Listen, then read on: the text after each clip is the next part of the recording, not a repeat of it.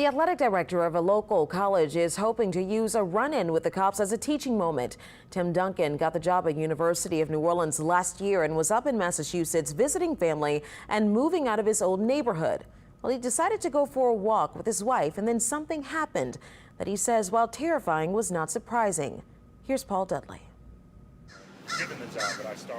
For Tim Duncan, there's no place he'd rather be than here at the University of New Orleans.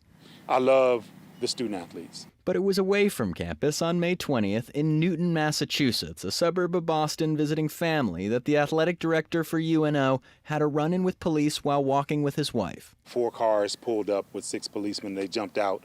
One of them had a gun pointed directly at me and said, get your hands on your head.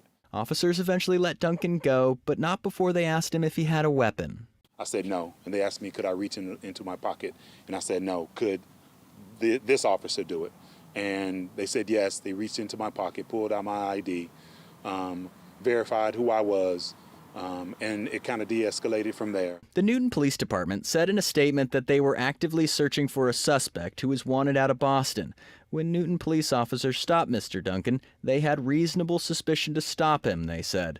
At first, Duncan brushed the run-in off as normal, but then George Floyd died, and he decided to tell the story to his student athletes. Just hopefully the African-American student athletes who may have had friends or family or themselves have been into this, had a situation like that before, they understand it and recognize it, and hopefully we can provide them a safe space to talk and share. For our non-African-American student athletes, I wanted them to understand that this doesn't just happen to what people call thugs. If they were to stop you on the street, I don't know if they would have pulled their guns.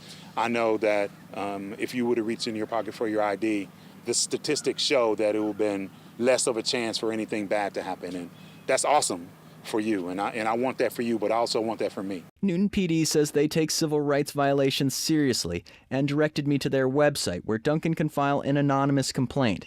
But he says he's just going to call them. He just wants the same rights as everyone else. Paul Dudley, Eyewitness News.